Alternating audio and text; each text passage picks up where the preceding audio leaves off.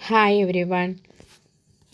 ഇന്നത്തെ ക്ലാസ്സിൽ നമ്മൾ പഠിക്കുന്നത് 10ാം ക്ലാസ്സിലെ രണ്ടാമത്തെ പാഠം ലോകം 20ാം നൂറ്റാണ്ടിൽ എന്നതിൻ്റെ കഴിഞ്ഞ ക്ലാസ്സിൽ നമ്മൾ പഠിച്ച പാഠത്തിൻ്റെ ബാക്കി ഭാഗങ്ങളാണ്. അപ്പോൾ കഴിഞ്ഞ ക്ലാസ്സിൽ നമ്മൾ ഈ പാഠത്തിൽ പഠിച്ച് നിർത്തിയത്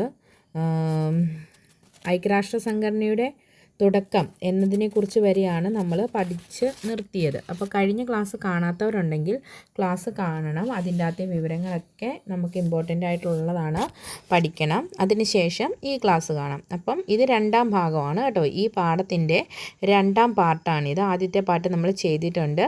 അപ്പോൾ അത് നിങ്ങൾ നമ്മുടെ ചാനലിൻ്റെ പ്ലേലിസ്റ്റിൽ നോക്കിയാൽ നിങ്ങൾക്ക് കാണാം. SCERT ബൂസ്റ്റർ എന്ന് പറയുന്ന ഒരു ബോക്സിൽ നമുക്ക് SCERT ചാപ്റ്റേഴ്സ് എല്ലാം കൂടി ഒന്നിച്ചാക്കിയിട്ടിട്ടുണ്ട്. അപ്പോൾ നമുക്ക് ക്ലാസ്സിലേക്ക് കടക്കാം. അപ്പോൾ ഈ പാഠത്തിൽ നമ്മൾ ഹിറ്റ്ലറെ പറ്റിയും മുസോളിനിയെ പറ്റിയും ഒക്കെ പഠിച്ചു അല്ലേ.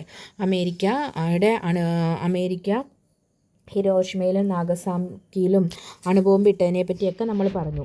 അടുത്തത് കോളനികൾ സ്വതന്ത്രമാകുന്നു എന്നതാണ് ഹെഡിങ്. നമുക്ക് നോക്കാം. രണ്ടാം ലോക മഹായുദ്ധാനന്തരം സാമ്രാജ്യത്വ ശക്തികളുടെ മേധാവിത്വം ചോദ്യം ചെയ്യപ്പെട്ടു തുടങ്ങി. അതിനാൽ കോളനികളിൽ ഉയർന്നു വന്ന ശീതസമരങ്ങളെ നിയന്ത്രിക്കാൻ യൂറോപ്യൻ രാജ്യങ്ങൾക്ക് കഴിഞ്ഞില്ല. കൂടാതെ വൻ ശക്തികളായി ഉയർന്നു വന്ന അമേരിക്കയും സോവിയറ്റ് യൂണിയനും യൂറോപ്യൻ കോളനികളിലെ സ്വാതന്ത്ര്യ സമരത്തെ പിന്തുണച്ചു. അപ്പോൾ എന്താണ് അവിടെ സംഭവിച്ചത്? ഈ രണ്ടാം ലോക മഹായുദ്ധത്തിന് ശേഷം സാമ്രാജ്യത്വ ശക്തികളുടെ മേധാവിത്വം ചോദ്യം ചെയ്യപ്പെട്ടു തുടങ്ങി. അതായത് എന്താണ്, ഇവരുടെ ഈ അടിച്ചമർത്തിയുള്ള ഭരണത്തെ ചോദ്യം ചെയ്യാൻ തുടങ്ങി. കോളനികളിൽ ഉയർന്നു വന്ന ദേശീയ സമരങ്ങളെ നിയന്ത്രിക്കാൻ യൂറോപ്യൻ രാജ്യങ്ങൾക്ക് കഴിഞ്ഞില്ല. അപ്പോൾ കോളനികളിൽ നിന്നാണ് ഇത് പൊട്ടിപ്പുറപ്പെടുന്നത്. ഇതിനെ നിയന്ത്രിക്കാൻ ഈ യൂറോപ്യൻ രാജ്യങ്ങൾക്ക് സാധിക്കാതെ വന്നു. വൻ ശക്തികളായ ഉയർന്നു വന്നുകൊണ്ടിരുന്ന അമേരിക്കയും സോവിയറ്റ് യൂണിയനും യൂറോപ്യൻ കോളനികളിലെ സ്വാതന്ത്ര്യ സമരത്തെ പിന്തുണച്ചു. അപ്പോൾ ഈ യൂറോപ്യൻ കോളനികളെ പിന്തുണയ്ക്കാനായിട്ട് ആരുണ്ടായിരുന്നു? അമേരിക്കയും സോവിയറ്റ് യൂണിയൻ, ഇപ്പോഴത്തെ റഷ്യ. സാമ്രാജ്യത്വ ശക്തികളുടെ ഭരണത്തിൽ നിന്നും കോളനികൾ സ്വാതന്ത്ര്യം നേടി. ഇത് അപകോളനീകരണം എന്നറിയപ്പെടുന്നു. അപ്പോൾ ഈ സാമ്രാജ്യത്വ ശക്തികളിൽ നിന്നും കോളനികൾ സ്വാതന്ത്ര്യം നേടിയത് അറിയപ്പെടുന്നത് കോളനീകരണം എന്നാണ്. അപ്പോൾ ഇവിടെ നമുക്ക് കുറച്ച് ചിത്രങ്ങളൊക്കെ തന്നിട്ടുണ്ട്. ഈ ചിത്രത്തിൽ Gandhiji, Nelson Mandela, Kwame Nkrumah, Jomo Kenyatta ഇവരുടെയൊക്കെ പേരുകളും പിക്ചറുമാണ് തന്നിട്ടുള്ളത്. അപ്പോൾ ഇവരൊക്കെ ആരാണെന്നുള്ളത് നമുക്ക് നോക്കാം. അപ്പോൾ ഗാന്ധിജി നമുക്കറിയാമല്ലോ, ഇന്ത്യയിൽ സ്വാതന്ത്ര്യത്തിന് വേണ്ടിയിട്ട് പോരാടിയ ധീര ദേശാഭിമാനിയായിരുന്നു, അല്ലെങ്കിൽ സ്വാതന്ത്ര്യ സമര സേനാനി. അതുപോലെ തന്നെയാണ് നെൽസൺ മണ്ടേല ദക്ഷിണാഫ്രിക്കയിൽ, ദെൻ ഘാനയിൽ ക്വാമി എൻക്രൂമ, അതുപോലെ തന്നെ കെനിയയിൽ ജോമോ കെനിയാത്ത. ഇവരെല്ലാവരും ഈ സാമ്രാജ്യത്വത്തിനെതിരെ പോരാടിയവരായിരുന്നു. അതെന്താണ്, ലോകത്തിൻ്റെ പല പല ഭാഗങ്ങളിലായിട്ടാണ് ഇവർ പോരാടിയത്. അടുത്താണ് ശീതസമരം. രണ്ടാം ലോക യുദ്ധകാലത്ത് ഫാസിസത്തിനെതിരെ ഭിന്നതകൾ മറന്ന് ഒരുമിച്ച് അമേരിക്കയും സോവിയറ്റ് യൂണിയനും യുദ്ധാനന്തരം വീണ്ടും ഭിന്നിച്ചു. അപ്പോൾ രണ്ടാം ലോക മഹായുദ്ധകാലത്ത് ഈ ഫാസിസത്തിനെതിരെയായിട്ട് പ്രവർത്തിക്കാൻ വേണ്ടിയിട്ട് അമേരിക്കയും സോവിയറ്റ് യൂണിയനും ഒന്നിക്കുന്നു. എന്നാൽ ഈ യുദ്ധത്തിന് ശേഷം ഇവർ വീണ്ടും ശത്രുതയിലാകുന്നു, ഭിന്നിക്കുന്നു. അമേരിക്ക പുതിയ രാഷ്ട്രീയ സാമ്പത്തിക ശക്തിയായി മുതലാളിത്ത ചേരിക്ക് നേതൃത്വം കൊടുത്തു. സോഷ്യലിസ്റ്റ് സാമ്പത്തിക വ്യവസ്ഥ സ്വീകരിച്ച രാഷ്ട്രങ്ങളുടെ ചേരിക്ക് സോവിയറ്റ് യൂണിയനും നേതൃത്വം നൽകി. പരസ്പരം ശത്രുത പുലർത്തിയ രണ്ട് ചേരികൾ തമ്മിലുണ്ടായ ആശയപരമായ സംഘർഷങ്ങളും നയതന്ത്രങ്ങളുമാണ് ശീതസമരം. അപ്പോൾ എന്താണ് ശീതസമരം? പരസ്പരം ശത്രുത പുലർത്തിയ രണ്ട് ചേരികൾ തമ്മിലുണ്ടായ ആശയപരമായ സംഘർഷങ്ങളും അതുപോലെ തന്നെ നയതന്ത്ര യുദ്ധങ്ങളുമാണ് ശീതസമരം. ശീതസമരം എന്ന പദം ആദ്യമായി ഉപയോഗിച്ചത് അമേരിക്കൻ നയതന്ത്രജ്ഞനായ ബെർണാഡ് ബറൂച്ച് ആണ്. അപ്പോൾ ആരാണ് ശീതസമരം എന്ന പദം ആദ്യമായി ഉപയോഗിച്ചത്? അമേരിക്കൻ നയതന്ത്രജ്ഞനായ ബെർണാഡ് ബറൂച്ച്. വാൾട്ടർ ലിപ്മാൻ എഴുതിയ ശീതസമരം എന്ന ഗ്രന്ഥം ഇതിന് കൂടുതൽ പ്രചാരം നൽകി. അപ്പോൾ ശീതസമരം എന്ന ഗ്രന്ഥം എഴുതിയത് ആരാണ്? Walter Lipman. ശീതസമരം എന്ന പദം ആദ്യമായി ഉപയോഗിച്ച അമേരിക്കൻ നയതന്ത്രജ്ഞനാണ് ബെർണാഡ് ബറൂച്ച്. വാൾട്ടർ ലിപ്മാൻ ആണ് ശീതസമരം എന്ന ബുക്ക് എന്ന ഗ്രന്ഥം ആദ്യമായിട്ട് എഴുതിയത്? ഇനി ഈ ശീതസമരം അപ്പം ഏതൊക്കെ രണ്ടാം ലോക യുദ്ധകാലത്ത് ഫാസിസത്തിനെതിരായ ഭിന്നതകൾ മറന്നുവെച്ച ഒരുമിച്ച രാജ്യങ്ങൾ ഏതൊക്കെയാണെന്ന് നമ്മളോട് ചോദിച്ചാൽ അതിൻ്റെ ഉത്തരം എന്താണ്? അത് അമേരിക്കയും സോവിയറ്റ് യൂണിയനുമാണ്. രണ്ടാം ലോക മഹായുദ്ധാനന്തരം ഭിന്നിച്ച രാജ്യങ്ങൾ ഏതൊക്കെയാണ്? അതും എൻ്റെ ഉത്തരം എന്ത് തന്നെയാണ്? അമേരിക്കയും സോവിയറ്റ് യൂണിയനും. മുതലാളിത്ത ചേരിക്ക് നേതൃത്വം കൊടുത്ത രാജ്യം അമേരിക്ക അല്ലേ? സോഷ്യലിസ്റ്റ് സാമ്പത്തിക വ്യവസ്ഥ സ്വീകരിച്ച രാഷ്ട്രങ്ങളുടെ ചേരിക്ക് നേതൃത്വം നൽകിയത് ആരാണ്? അതിൻ്റെ ഉത്തരം സോവിയറ്റ് യൂണിയനാണ്. ഇതൊക്കെ ഓരോരോ ചോദ്യങ്ങളായിട്ട് വരാം. അപ്പോൾ ഇങ്ങനെ ചോദിക്കുകയാണ് നമ്മളോട്, പരസ്പരം ശത്രുത പുലർത്തിയ മുതലാളിത്ത ചേരിയും സോഷ്യലിസ്റ്റ് ചേരിയും തമ്മിലുണ്ടായ ആശയപരമായ സംഘർഷങ്ങളും നയതന്ത്ര യുദ്ധങ്ങളും അറിയപ്പെടുന്നത് എങ്ങനെയാണ്? അത് ശീതസമരം എന്ന പേരിലാണ് അറിയപ്പെടുന്നത്. അപ്പോൾ ശീതസമരം എന്ന പദം ഉപയോഗിച്ചത് ആരാ? അത് അമേരിക്കൻ നയതന്ത്രജ്ഞനായ ബെർണാഡ് ബറൂച്ച്. അപ്പോൾ നമ്മളോട് ചോദിക്കാം, ശീതസമരം എന്ന ബുക്ക് ആരുടെയാണ്? അത് വാൾട്ടർ ലിപ്മാൻ്റെയാണ്. ഓക്കെ, ഇനി ധ്രുവ ലോകം നോക്കാം. രണ്ടാം ലോക യുദ്ധത്തിൽ ഒരേ സഖ്യത്തിലായിരുന്ന അമേരിക്കയും സോവിയറ്റ് യൂണിയനും യുദ്ധാനന്തരം യഥാക്രമം മുതലാളിത്ത ചേരിക്കും സോഷ്യലിസ്റ്റ് ചേരിക്കും നേതൃത്വം കൊടുത്തു. നമ്മൾ പഠിച്ചില്ലേ മുകളിൽ? ആശയപരമായ ഈ ചേരിതിരിവിനെ ചരിത്രകാരനായ അൾനോൾഡ് ടോയാൻബി ഇരുധ്രുവ ലോകം എന്ന് വിശേഷിപ്പിച്ചു. അപ്പോൾ അൾനോൾഡ് ടോയാൻബി എന്താ പറഞ്ഞിരിക്കുന്നത്? ഈ രണ്ടാം ലോക യുദ്ധാനന്തരം രണ്ട് രാജ്യങ്ങളിലും രണ്ട് ചേരികളായി. അപ്പോൾ ഈ ചേരിതിരിവിനെ ചരിത്രകാരനായ അൾനോൾഡ് ടോയാൻബി ഇരുധ്രുവ ലോകം എന്നാണ് വിശേഷിപ്പിച്ചത്. ഈ ശീതസമരകാലത്ത് കുറേ സൈനിക സഖ്യങ്ങളൊക്കെ ഉണ്ടായി. അപ്പോൾ അതിലൊന്നാമത്തേതാണ് North Atlantic treaty organisation, NATO അല്ലേ? നോർത്ത് അറ്റ്ലാന്റിക് ട്രിനിറ്റി ഓർഗനൈസേഷൻ എന്ന് വെച്ചാൽ എന്താ? അത് നാറ്റോ അല്ലേ? NATO, NATO. അമേരിക്കയും സഖ്യകക്ഷികളുമായിരുന്നു ഇവിടെ. അടുത്തത് South East Asia treaty organisation, SEATO. അവിടെ അമേരിക്കയും സഖ്യകക്ഷികളുമായിരുന്നു. സെൻട്രൽ ട്രീറ്റി ഓർഗനൈസേഷൻ അമേരിക്കയും സഖ്യകക്ഷികളും തന്നെ. വാർസ ഉടമ്പടി സോവിയറ്റ് യൂണിയനും സഖ്യകക്ഷികളുമാണ് വാർസ ഉടമ്പടി. ഇനി ഇരു ചേരികൾക്കും ഒരു ബദൽ ചേരിചേരായ്മ. ഇരു ചേരികൾക്കും ഒരു ബദൽ ചേരിചേരായ്മ. അപ്പോൾ ഈ മുതലാളിത്ത ചേരിക്കും സോഷ്യലിസ്റ്റ് ചേരിക്കും ബദലായി ചേരിചേരായ്മ എന്ന ആശയത്തിന് രൂപം നൽകിയ നേതാക്കളുടെ പിക്ചറുകളാണ് നമുക്കിവിടെ താഴെ തന്നിരിക്കുന്നത്. അപ്പോൾ ആരാണ് ഈ ചേരിചേരായ്മ എന്നതിന് നേതൃത്വം നൽകിയതെന്ന് ചോദിച്ചാൽ ജവഹർലാൽ നെഹ്റു. ഇന്ത്യയിൽ ആരാണ്? Jawaharlal Nehru. Egypt Gamal Abdel Nasser. Yugoslavia Marshal Tito.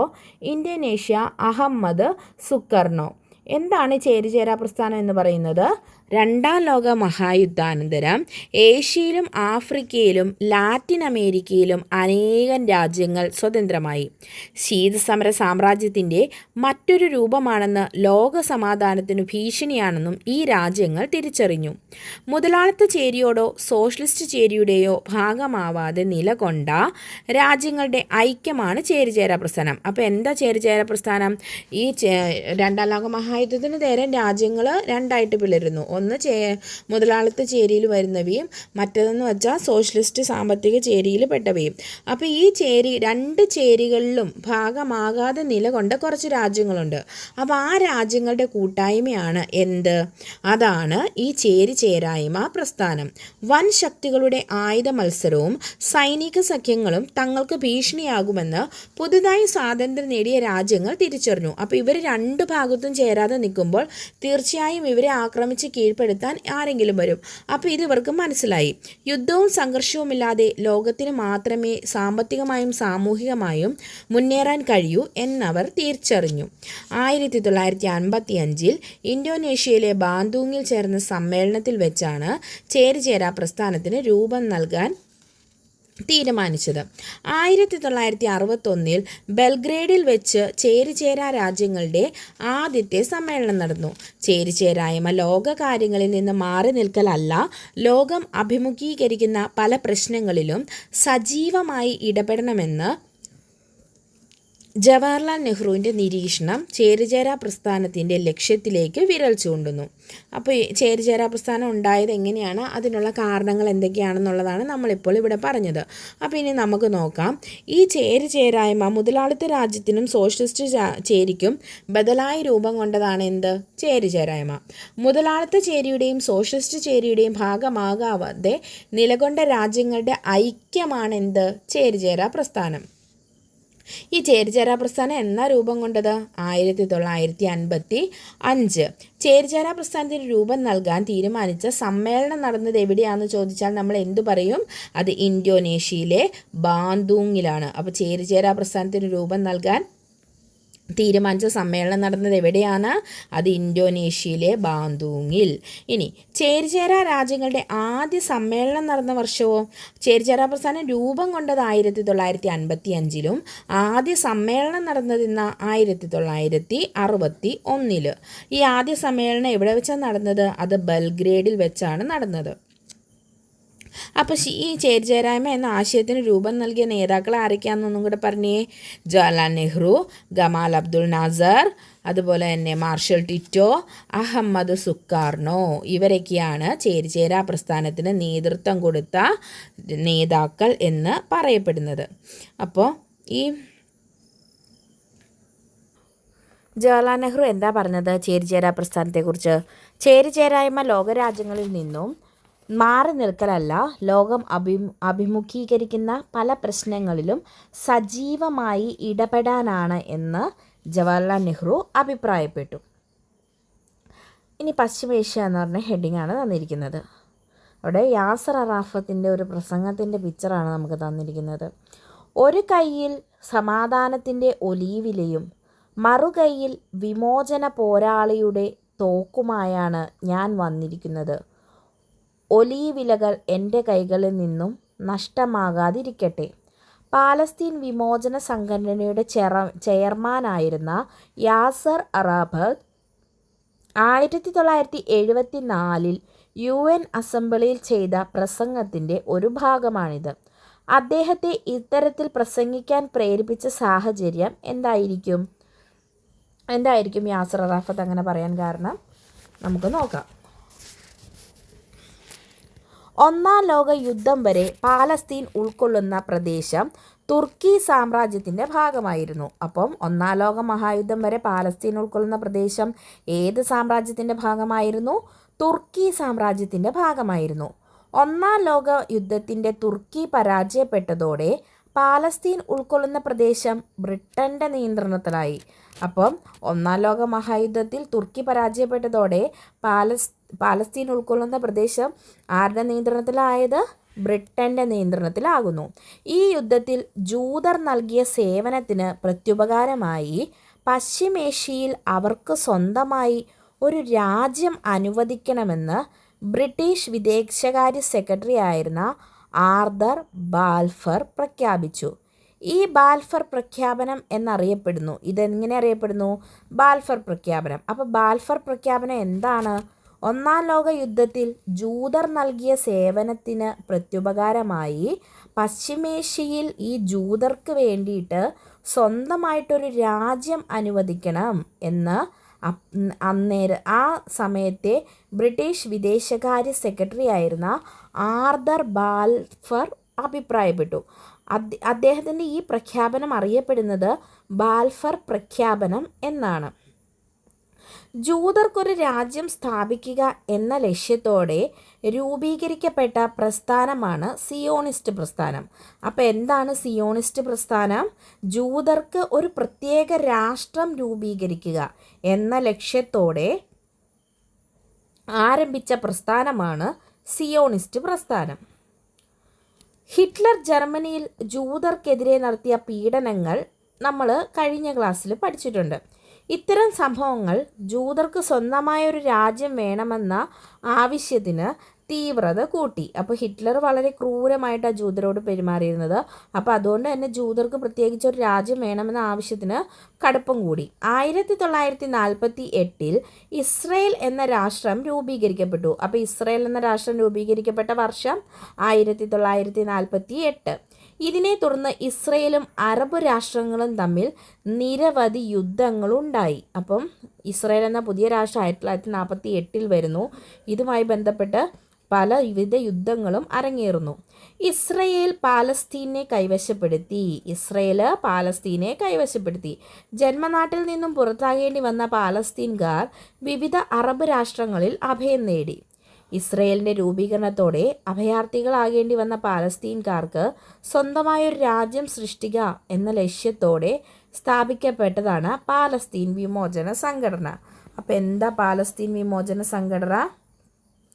പാലസ്തീൻകാർക്ക് സ്വന്തമായൊരു രാജ്യം സൃഷ്ടിക്കുക എന്ന ലക്ഷ്യത്തോടെ സ്ഥാപിക്കപ്പെട്ട സംഘടനയായിരുന്നു പാലസ്തീൻ വിമോചന സംഘടന. ഇപ്പോൾ ഈ പാലസ്തീൻ വിമോചന സംഘടനയുടെ പ്രസിഡൻ്റായിരുന്നു യാസർ അറാഫത്ത്. നിരവധി രക്തച്ചൊരിച്ചിലുകൾക്ക് ശേഷം 1993 അമേരിക്കയുടെ മധ്യസ്ഥതയിൽ ഒപ്പുവെച്ച ഓസ്ലോ കരാർ പ്രകാരം പാലസ്തീനെ സ്വതന്ത്ര രാഷ്ട്രമാക്കാൻ ഇസ്രയേൽ അംഗീകാരം നൽകി. എന്നാൽ ഇത് പൂർണ്ണമായും നടപ്പാക്കിയിട്ടില്ല. അപ്പോൾ 1993 അമേരിക്കയുടെ മധ്യസ്ഥതയിൽ വെച്ച് പാലസ്തീനെ സ്വതന്ത്രമാക്കാൻ ഇസ്രയേൽ ഒപ്പുവെച്ച കരാറാണ് ഓസ്ലോ കരാർ. ഓസ്ലോ കരാറിൻ്റെ വർഷമാണ് 1993. ഇനി എണ്ണ രാഷ്ട്രീയ യുദ്ധം. എന്താണ് എണ്ണയും കൊണ്ട് യുദ്ധം എന്ന് നമുക്ക് നോക്കാം. ലോകത്തിലെ എണ്ണ സമ്പത്തിൻ്റെ പകുതിയും പശ്ചിമേഷ്യയിലാണ് ഉള്ളത്. അപ്പോൾ ലോകത്തിലെ എണ്ണ സമ്പത്തിൻ്റെ പകുതി എവിടെ നിന്നാണ്? പശ്ചിമേഷ്യ. അറബ്, ഇസ്രയേൽ യുദ്ധത്തിന് ശേഷം എണ്ണ കയറ്റുമതി ചെയ്യുന്ന രാജ്യങ്ങളുടെ ഒരു സംഘടന ഒപെക്, ഓയില് എണ്ണ കയറ്റുമതി ചെയ്യുന്നത് കയറ്റുമതി ചെയ്യുന്ന രാജ്യങ്ങളുടെ ഒരു സംഘടന ഒപെക് രൂപീകരിച്ചു. പാലസ്തീൻ പ്രശ്നങ്ങൾ പരിഹരിക്കാനുള്ള ഉപാധി എന്ന നിലയിൽ എണ്ണ ഒരു സമ്മർദ്ദ തന്ത്രമായി ഉപയോഗിക്കപ്പെട്ടു. എണ്ണയുൽപാദനം കുറച്ചും വില വർദ്ധിപ്പിച്ചുമാണ് പ്രസ്തുത തന്ത്രം നടപ്പിലാക്കിയത്. അപ്പോൾ അതാണ് എണ്ണയുടെ വില ഇവർ കൂട്ടി, ഉൽപാദനം കുറച്ചു. എണ്ണ നമുക്ക് ആവശ്യമാണല്ലോ. അപ്പോൾ എണ്ണേനെ ഇവർ എന്താക്കി? ഒരു സമര ആയുധമാക്കി എന്ന് പറയാം. അടുത്താണ് സിയോണിസം. ജൂതന്മാർക്കായി ഒരു പ്രത്യേക രാഷ്ട്രം രൂപീകരിക്കുക എന്ന ലക്ഷ്യത്തോടെ ആരംഭിച്ച പ്രസ്ഥാനമാണ് സിയോണിസം. സിയോണിസം എന്താണ്? ജൂതന്മാർക്കൊരു പ്രത്യേക രാഷ്ട്രം രൂപീകരിക്കുക എന്ന ലക്ഷ്യത്തോടെ ആരംഭിച്ച പ്രസ്ഥാനം. ഈ ആശയം ആദ്യമായാണ് അവതരിപ്പിച്ചത് തിയോഡർ ഹെർഷൽ എന്ന എഴുത്തുകാരനാണ്. ദി ജൂയിഷ് സ്റ്റേറ്റ് എന്ന പുസ്തകത്തിലാണ് ജൂതരാഷ്ട്രം എന്ന ആശയം മുന്നോട്ട് വെച്ചത്. അപ്പോൾ ഈ തിയോഡർ ഹെർഷൽ എഴുതിയ പുസ്തകം ഏതാ? ദി ജൂയിഷ് സ്റ്റേറ്റ് എന്ന പുസ്തകം എഴുതിയത് ആരാണ്? Theodore Herzl. അടുത്തത് സോവിയറ്റ് യൂണിയൻ്റെ തകർച്ചയെക്കുറിച്ചാണ് പറയുന്നത്. 20-ാം നൂറ്റാണ്ടിൻ്റെ ആദ്യ ദശകത്തിലുണ്ടായ സുപ്രധാന സംഭവമാണ് സോവിയറ്റ് യൂണിയൻ്റെ തകർച്ച. ഇതിനിടയാക്കിയ കാരണങ്ങളാണ് മിഖായിൽ ഗോർബച്ചോവിൻ്റെ ഭരണപരിഷ്കാരങ്ങൾ, അതുപോലെ തന്നെ സോഷ്യലിസത്തിൻ്റെ അടിസ്ഥാന തത്വങ്ങളിൽ നിന്നുള്ള വ്യതിചലനം, ഉദ്യോഗസ്ഥരുടെ കൊടുങ്കാര്യസ്ഥതയും അഴിമതിയും, സാമ്പത്തിക രംഗത്തെ മാറ്റങ്ങൾ ഉൾക്കൊള്ളുന്നതിലുണ്ടായ പരാജയം. അപ്പോൾ സോവിയറ്റ് യൂണിയൻ്റെ തകർച്ചയുടെ കാരണങ്ങൾ പ്രധാനപ്പെട്ടതായി പറയുന്നത് എന്താ? മിഖായിൽ ഗോർബച്ചോവിൻ്റെ ഭരണപരിഷ്കാരം, ഗ്ലാസ്നോസ്ത, പെരിസ്ട്രോയിക്ക ഇവിടങ്ങളിലൊക്കെ മിഖായിൽ ഗോർബച്ചോവ് നടത്തിയ ഭരണപരിഷ്കാരം, സോഷ്യലിസത്തിൻ്റെ അടിസ്ഥാന തത്വങ്ങളിൽ നിന്നുള്ള വ്യതിചലനം, ഉദ്യോഗസ്ഥരുടെ കൊടുങ്കാര്യസ്ഥതയും അഴിമതിയും, സാമ്പത്തിക രംഗത്തെ മാറ്റങ്ങൾ ഉൾക്കൊള്ളുന്നതിലുണ്ടായ പരാജയം. അപ്പോൾ 1991 ഗർബച്ചേവ് പ്രസിഡന്റ് സ്ഥാനം രാജിവെച്ചതോടെ സോവിയറ്റ് യൂണിയനും ഇല്ലാതാകുന്നു. സോവിയറ്റ് യൂണിയൻ്റെ തകർച്ചയോടെ ശീതസമരം അവസാനിച്ചു. അപ്പോൾ ശീതസമരം അവസാനിച്ചത് എന്നെങ്ങനെയാണ്? സോവിയറ്റ് യൂണിയൻ്റെ തകർച്ചയോടെയാണ് ശീതസമരങ്ങൾ അവസാനിക്കുന്നത്.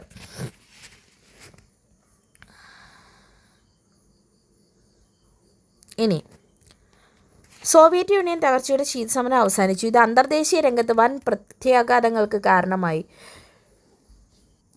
ഇരുധ്രുവ ലോകം തകരുകയും അമേരിക്കയുടെ ആധിപത്യത്തിലുള്ള ഏകധ്രുവ ലോകം ഉയർന്നു വരികയും ചെയ്തു. അപ്പോൾ ഈ രണ്ടാം ലോക യുദ്ധത്തിന് ശേഷം അമേരിക്കയും സോവിയറ്റ് യൂണിയനും ആയിരുന്നു അല്ലേ വലിയ ശക്തികളായിട്ട് ഉയർന്നു വന്നത്. പക്ഷേ ഈ സോവിയറ്റ് യൂണിയൻ്റെ തകർച്ചയോടെ അമേരിക്ക എന്തായി, ഒരു വലിയ ശക്തിയായിട്ട് അമേരിക്ക ഉയർന്നു വന്നു. ഏകാധിപതികളായിട്ട് അമേരിക്കക്കാർ വരികയാണ് ഉണ്ടായത്. ഇവിടെ നമുക്ക് ഗ്ലാസ്നോസ്തും പെരിസ്ട്രോക്കിയും കൊടുത്തിട്ടുണ്ട്. മിഖായേൽ ഗോർബച്ചേവിൻ്റെ സോവിയറ്റ് യൂണിയനിൽ നടപ്പിലാക്കിയ പരിഷ്കാരങ്ങളാണ് ഗ്ലാസ്നോസ്തയും പെരിസ്ട്രോയിക്കയും. അപ്പം മിഖായേൽ ഗോർബച്ചോ നടപ്പിലാക്കിയ പരിഷ്കാരങ്ങളാണ് ഗ്ലാസ്നോസ്തും പെരിസ്ട്രോയിക്കയും. രാഷ്ട്രീയ രംഗത്ത് തുറന്ന സമീപനം നടപ്പിലാക്കുന്നതിനായി കൊണ്ടുവന്നതായിരുന്നു ഗ്ലാസ്നോസ്ത. ഇതുപ്രകാരം പൗരാവകാശങ്ങളിലുള്ള നിയന്ത്രണങ്ങളും പത്രമാധ്യമങ്ങളുടെ മേലുള്ള നിയന്ത്രണങ്ങളും നീക്കം ചെയ്തു. സോവിയറ്റ് യൂണിയൻ്റെ സമ്പദ്ഘടന പുനഃസംഘടിപ്പിക്കുന്നതിനായാണ് പെരിസ്ട്രോയിക്ക നടപ്പിലാക്കിയത്. ഉൽപ്പാദന മേഖലയിലെ രാഷ്ട്രത്തിൻ്റെ നിയന്ത്രണം അവസാനിപ്പിക്കുക, കേന്ദ്രീകൃത ആസൂത്രണത്തിൻ്റെ ഇളവ് വരുത്തുക എന്നിവ ഇതിൻ്റെ ഭാഗമായിരുന്നു. ഇതൊന്നും അത്ര വലിയ ഇമ്പോർട്ടൻ്റ് അല്ല കേട്ടോ, എന്നാലും ഒന്ന് വായിച്ച് പറഞ്ഞ NCERT ടെക്സ്റ്റ് ബുക്കിലായതുകൊണ്ട് എവിടെ നിന്നാണ് നമ്മളോട് ക്വസ്റ്റ്യൻ ചോദിക്കുന്നതെന്ന് നമുക്കറിയത്തില്ലല്ലോ. ഏകധ്രുവ ലോകം, അമേരിക്കൻ ആധിപത്യം. അപ്പോൾ സോവിയറ്റ് യൂണിയൻ്റെ തകർച്ച അമേരിക്കയെ ഒരു ആഗോള ശക്തിയായി മാറ്റി. അതോടെ ലോകരാഷ്ട്രീയത്തിൻ്റെ കേന്ദ്രമായി മാറുകയായിരുന്നു അമേരിക്ക. ഇത് ഏകധ്രുവ ലോകക്രമം എന്നറിയപ്പെടുന്നു. അമേരിക്ക ആഗോള രംഗത്ത് തങ്ങളുടെ ആധിപത്യം നിലനിർത്താൻ പല തന്ത്രങ്ങളും ആവിഷ്കരിച്ചു അവിടെ. അപ്പോൾ ഏതെല്ലാമാണെന്ന് നമുക്ക് നോക്കാം. അന്താരാഷ്ട്ര ഏജൻസികളെ ഉപയോഗപ്പെടുത്തി രാജ്യങ്ങൾക്ക് സാമ്പത്തിക സൈനിക സഹായം നൽകി. സൈനിക കൂട്ടുകെട്ടുകൾ വ്യാപിപ്പിച്ചു. മാധ്യമങ്ങളെ തങ്ങളുടെ താൽപ്പര്യങ്ങൾക്കായി ഉപയോഗിച്ചു. അപ്പോൾ അമേരിക്ക തങ്ങളുടെ ആധിപത്യം നിലനിർത്താൻ വേണ്ടിയിട്ട് അന്താരാഷ്ട്ര ഏജൻസികളെ ഉപയോഗപ്പെടുത്തി രാജ്യങ്ങൾക്ക് സാമ്പത്തിക സൈനിക സഹായങ്ങൾ നൽകി. അതുപോലെ തന്നെ സൈനിക കൂട്ടുകെട്ടുകൾ വ്യാപിപ്പിച്ചു. മാധ്യമങ്ങളെ തങ്ങളുടെ താൽപ്പര്യങ്ങൾക്കായി ഉപയോഗിക്കാനും തുടങ്ങി. അമേരിക്കയുടെ സാമ്രാജ്യത്വ നയങ്ങളാണ് ഗൾഫ് യുദ്ധത്തിന് കാരണമായത്. തങ്ങളുടെ സൈനിക ശേഷിയും സാങ്കേതികവും ഈ യുദ്ധങ്ങളിൽ അമേരിക്ക ഉപയോഗിച്ചു. എന്നാൽ അമേരിക്കൻ ആധിപത്യത്തിനെതിരായ കൂട്ടായ്മകൾ ലോകത്തിൻ്റെ വിവിധ ഭാഗങ്ങളിലും ഉയർന്നു വരാൻ തുടങ്ങി. ഇനി ഇവിടെ നമുക്ക് ബോക്സിൽ ഗൾഫ് യുദ്ധങ്ങൾ എന്നൊരു ടോപ്പിക്ക് വന്നിട്ടുണ്ട്. രണ്ടാം ലോക യുദ്ധത്തിന് ശേഷമുണ്ടായ പ്രധാന സംഭവങ്ങളുടെ കൂട്ടത്തിൽ പെടുന്നതാണ് 1991-ലും 2003-ലും നടന്ന ഗൾഫ് യുദ്ധങ്ങൾ. ഇറാഖിലെ ഭരണാധികാരിയായ സദാം ഹുസൈൻ കുവൈറ്റിനെ ആക്രമിച്ചതിനെ തുടർന്നാണ് ഗൾഫ് യുദ്ധം പൊട്ടിപ്പുറപ്പെട്ടത്. അപ്പോൾ ഗൾഫ് യുദ്ധം പൊട്ടിപ്പുറപ്പെടാൻ കാരണം ഇറാഖിലെ ഭരണാധികാരി സദാം ഹുസൈൻ, നമുക്ക് സദാം ഹുസൈനെ അറിയാം അല്ലേ, സദാം ഹുസൈൻ കുവൈറ്റിനെ ആക്രമിച്ചതോടെയാണ് ഗൾഫ് യുദ്ധം പൊട്ടിപ്പുറപ്പെട്ടത്. അമേരിക്കയുടെയും ബ്രിട്ടൻ്റെയും നേതൃത്വത്തിലുള്ള സഖ്യസൈന്യം ഇറാഖിനെ ആക്രമിച്ച് കുവൈറ്റ് മോചിപ്പിച്ചു. പെട്രോളിയം ഉൽപ്പന്നങ്ങളുടെ നിയന്ത്രണം കൈവശപ്പെടുത്തുന്നത് സംബന്ധിച്ചുണ്ടായ തർക്കങ്ങളാണ് ഈ യുദ്ധങ്ങൾക്ക് കാരണമായത്. നവസാമ്രാജ്യത്വം. എന്താണ് നവസാമ്രാജ്യത്വം? രണ്ടാം ലോക യുദ്ധാനന്തരം ലോകത്ത് പുതിയ തരത്തിലുള്ള സാമ്രാജ്യത്വ വ്യവസ്ഥിതി രൂപപ്പെട്ടു വന്നു. ഒരു രാജ്യത്ത് രജിസ്റ്റർ ചെയ്ത വിവിധ രാഷ്ട്രങ്ങളായി പ്രവർത്തിക്കുന്ന കമ്പനികളാണ് ബഹുരാഷ്ട്ര കമ്പനികൾ. എന്താണ് ബഹുരാഷ്ട്ര കമ്പനികൾ? ഒരു രാജ്യത്ത് രജിസ്റ്റർ ചെയ്യുന്നു, ഇത് വിവിധ രാജ്യങ്ങളിലായി പ്രവർത്തിക്കുന്നു. ഇതാണ് ബഹുരാഷ്ട്ര കമ്പനികൾ. സ്വന്തം താൽപ്പര്യങ്ങൾക്ക് വേണ്ടി വികസ്വര അവികസിതവുമായ രാജ്യങ്ങളുടെ സാമ്പത്തിക, സാമൂഹ്യ, സാംസ്കാരിക മേഖലകളിൽ ഇടപെടാൻ തുടങ്ങി. ഇത് നവസാമ്രാജ്യത്വം എന്ന് അറിയപ്പെടുന്നു. അപ്പോൾ നവസാമ്രാജ്യത്വം എന്താണ്? ഒരു രാജ്യത്ത് രജിസ്റ്റർ ചെയ്ത വിവിധ രാഷ്ട്രങ്ങളിൽ പ്രവർത്തിക്കുന്ന ബഹുരാഷ്ട്ര കമ്പനികൾ അവരുടെ താൽപ്പര്യങ്ങൾക്ക് വേണ്ടി വികസ്വരവും അവികസിതവുമായ രാജ്യങ്ങളുടെ സാമ്പത്തിക, സാമൂഹിക മേഖലകളിൽ ഇടപെടുന്നത് അറിയപ്പെടുന്നതാണ് നവസാമ്രാജ്യത്വം എന്ന് പറയുന്നത്. മൂന്നാം ലോക രാജ്യങ്ങളിൽ സമ്പത്ത് കൈവശപ്പെടുത്താൻ ബഹുരാഷ്ട്ര കമ്പനികൾ മത്സരിച്ചു. അവരുടെ തന്ത്രങ്ങൾ പുതിയൊരു ഉപഭോഗ സംസ്കാരം വളരുന്നതിന് കാരണമായി. ഇതിലൂടെ വികസ്വര രാജ്യങ്ങൾ ബഹുരാഷ്ട്ര കമ്പനികളുടെ കമ്പോളങ്ങളായി മാറി. വികസിത രാജ്യങ്ങളിൽ ഉൽപ്പന്നങ്ങൾ വികസ്വര രാജ്യങ്ങളുടെ ഗ്രാമങ്ങളിൽ വരെ എത്തിച്ചേർന്നു. ബഹുരാഷ്ട്ര കമ്പനികളോട് ബഹുരാഷ്ട്ര കമ്പനികളോട് മത്സരിക്കാൻ കഴിയാത്ത തദ്ദേശീയ സാമ്പത്തിക മേഖല തകരാൻ തുടങ്ങി. അപ്പോൾ അതോടെ പുത്തൻ സാമ്പത്തിക പരിഷ്കാരങ്ങൾ വന്നു. സാമ്രാജ്യത്തിൻ്റെ ആശയങ്ങളായിരുന്നു ആഗോളവൽക്കരണം, സ്വകാര്യവൽക്കരണം, ഉദാരവൽക്കരണം എന്നിവ. അപ്പം നവസാമ്രാജ്യത്തിൻ്റെ ആശയങ്ങൾ ആഗോളവൽക്കരണം, സ്വകാര്യവൽക്കരണം, അതുപോലെ തന്നെ എന്താണ് ഉദാരവൽക്കരണം. എന്താണ് ഉദാരവൽക്കരണം? അത് ബഹുരാഷ്ട്ര കമ്പനികളുടെ ഉൽപ്പന്നങ്ങൾക്കും മൂലധനത്തിനും നിയന്ത്രണങ്ങളില്ലാതെ കടന്നു വരാനായി ഇറക്കുമതി നിയമങ്ങളും നികുതി നിയമങ്ങളും ഉദാരമാക്കി. അപ്പോൾ ഉദാരവൽക്കരണം എന്താ? ഈ വലിയ വലിയ കമ്പനികളുടെ ഉൽപ്പന്നങ്ങൾക്കും മൂലധനത്തിനും നിയന്ത്രണങ്ങളൊന്നും ഇല്ലാതെ കടന്നു വരാൻ തുടങ്ങി. ഇത് ഇറക്കുമതി നിയമങ്ങളെയും നികുതികളും ഉദാരമാക്കി. സ്വകാര്യവൽക്കരണം. സ്വകാര്യ മേഖലയെ പ്രോത്സാഹിപ്പിക്കുന്നതിൻ്റെ ഭാഗമായി പൊതുമേഖലാ സ്ഥാപനങ്ങളെ സ്വകാര്യവൽക്കരിക്കുന്നു. ഇനി ആഗോളവൽക്കരണം എന്താണ്? രാഷ്ട്രത്തിൻ്റെ സമ്പദ് വ്യവസ്ഥയെ ആഗോള സമ്പദ്ഘടനയുമായി ബന്ധിപ്പിക്കുന്നു. ബഹുരാഷ്ട്ര കമ്പനികളുടെ താൽപ്പര്യങ്ങൾ സംരക്ഷിച്ച് മത്സരങ്ങളിലൂന്നിയ കമ്പോളം നിലവിൽ വന്നു. അതിരുകളില്ലാത്ത ഉൽപ്പന്നങ്ങൾ, സേവനങ്ങൾ, വിഭവങ്ങൾ, മൂലധനം, പുത്തൻ സാമ്പത്തിക വിദ്യ, മനുഷ്യവിഭവശേഷി എന്നിവയുടെ ഒഴുക്കും സൃഷ്ടിച്ചു. അപ്പോൾ ആഗോളവൽക്കരണത്തിൻ്റെ ഫലമായിട്ട് രാഷ്ട്രത്തിൻ്റെ സമ്പദ് വ്യവസ്ഥയും ആഗോള സമ്പദ്ഘടനയുമായി ബന്ധിപ്പിച്ചു. ബഹുരാഷ്ട്ര കമ്പനികളുടെ താൽപ്പര്യങ്ങൾ സംരക്ഷിച്ചു. മത്സരങ്ങളിലൂന്നിയ കമ്പോളം നിലവിൽ വന്നു. അതിരുകളില്ലാതെ ഉൽപ്പന്നങ്ങളും സേവനങ്ങളും, വിഭവങ്ങൾ, മൂലധനം, പുത്തൻ സാമ്പത്തിക വിദ്യ, മനുഷ്യവിഭവശേഷി എന്നിവയുടെ ഒഴുക്കും വർദ്ധിച്ചു വന്നു. ലോകബാങ്ക്, അന്താരാഷ്ട്ര നാണയനിധി, ലോക വ്യാപാര സംഘടന തുടങ്ങിയ അന്താരാഷ്ട്ര സ്ഥാപനങ്ങൾ ആഗോളവൽക്കരണത്തിന് അനുസൃതമായ നയങ്ങൾ രൂപീകരിക്കുകയും നടപ്പിലാക്കുകയും ചെയ്യുന്നു. ആഗോളവൽക്കരണം ലോകത്തിനു മുന്നിൽ പുതിയൊരു സാധ്യതകളും അവസരങ്ങളും തുറന്നിടും. വിവരവിനിമയ സാങ്കേതിക വിദ്യയുടെ വ്യാപനം സംസ്ഥാനങ്ങളുടെയും സേവനങ്ങളുടെയും രാജ്യാതിർത്തികൾ കടന്നുള്ള വിനിമയം ആഗോള ഗ്രാമം എന്ന ആശയത്തിന് രൂപം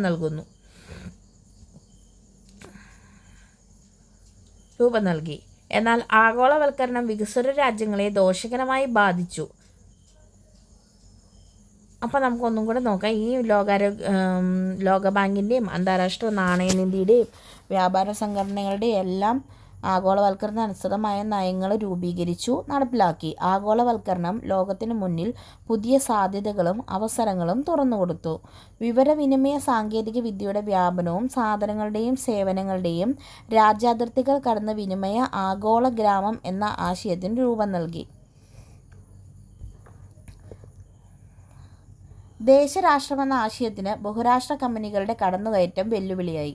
തദ്ദേശീയമായ സംസ്കാരങ്ങളുടെ തകർച്ചയ്ക്ക് വഴിയൊരുക്കി. കാർഷികോൽപ്പന്നങ്ങളുടെ വിലയിടിഞ്ഞ് പൊതുമേഖലാ സ്ഥാപനങ്ങൾ തകർന്നു. സാമൂഹ്യ സേവന മേഖലകളിൽ നിന്നും സർക്കാരുകൾ പിന്മാറി. പ്രകൃതി വിഭവങ്ങളെ കൊള്ളയടിച്ചു. വികസ്വര രാജ്യങ്ങളുമായി ദോഷകരമായി ബാധിച്ചു എന്ന് നമ്മൾ പറഞ്ഞു. അപ്പം നമ്മളെയും അത് ബാധിച്ചിട്ടുണ്ട്. എങ്ങനെയാണ് ബാധിച്ചത്? നമ്മുടെ ദേശരാഷ്ട്രമെന്ന ആശയത്തിന് ബഹുരാഷ്ട്ര കമ്പനികളുടെ കടന്നുകയറ്റം വെല്ലുവിളിയായി. തദ്ദേശീയ സംസ്കാരങ്ങളുടെ തകർച്ച, കാർഷികോൽപ്പന്നങ്ങളുടെ വിലയിടിവ്, പൊതുമേഖലാ സ്ഥാപനങ്ങൾ തകർന്നു. സാമൂഹിക സേവന മേഖലകളിൽ നിന്നും സർക്കാർ പിന്മാറി. പ്രകൃതി വിഭവങ്ങളും കൊള്ളയടിച്ചു.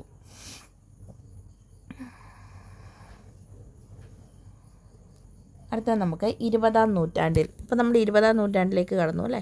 20-ാം നൂറ്റാണ്ടിൽ ലോകത്തിൻ്റെ വിവിധ ഭാഗങ്ങളിലുണ്ടായ സംഭവ വികാസങ്ങളും അവ ലോക ചരിത്രത്തെ എങ്ങനെയെല്ലാം സ്വാധീനിച്ചു എന്നുമാണ് ഈ പാഠത്തിലൂടെ പഠിച്ചത്. സാമ്രാജ്യത്തിൻ്റെ ആവിർഭാവത്തിന് വഴിതെളിഞ്ഞ സാഹചര്യങ്ങൾ, സാമ്രാജ്യം നേരിട്ട പ്രതിസന്ധികൾ, സാമ്രാജ്യത്തിൻ്റെ പ്രത്യാഘാതങ്ങൾ എന്നിവ 20-ാം നൂറ്റാണ്ടിൻ്റെ ചരിത്രത്തെ രൂപപ്പെടുന്നത്. അത് പുസ്തകം നമുക്ക് ചെയ്യേണ്ട. അപ്പോൾ ഇതൊക്കെ നമ്മൾ ഈ പാഠത്തിൽ പഠിച്ചതൊക്കെ തന്നെയാണ് അവരോട് ആക്ടിവിറ്റി ചെയ്യാൻ പറഞ്ഞിരിക്കുന്നത്. കുട്ടികൾക്ക് സ്കൂളിൽ ചെയ്യാനുള്ള പഠനപ്രവർത്തനമാണ് നൽകിയിരിക്കുന്നത്. നോക്കിക്കേ, നമുക്കിവിടെ ഒരു ചാർട്ട് തന്നിട്ടുണ്ട്. ലോകം 20-ാം നൂറ്റാണ്ടിൽ. 1-ാം ലോക യുദ്ധം. ആരൊക്കെ? ത്രികക്ഷി സഖ്യം, ത്രികക്ഷി സൗഹാർദ്ദം. ഇനി ഫാഷിസം, നാസിസം. ബെനിറ്റോ മുസോളിനിയും അഡോൾഫ് ഹിറ്റ്ലറും. ഇനി 2-ാം ലോക മഹായുദ്ധം. സഖ്യശക്തികളും അച്ചുതണ്ട് ശക്തികളും. ലോക യുദ്ധാനന്തരം ലോകം. ഐക്യരാഷ്ട്രസഭ, ശീതസമരം, ആഫ്രിക്കൻ രാജ്യങ്ങളുടെ മോചനം, ചേരിചേരാ പ്രസ്ഥാനം, നവസാമ്രാജ്യ മധ്യം.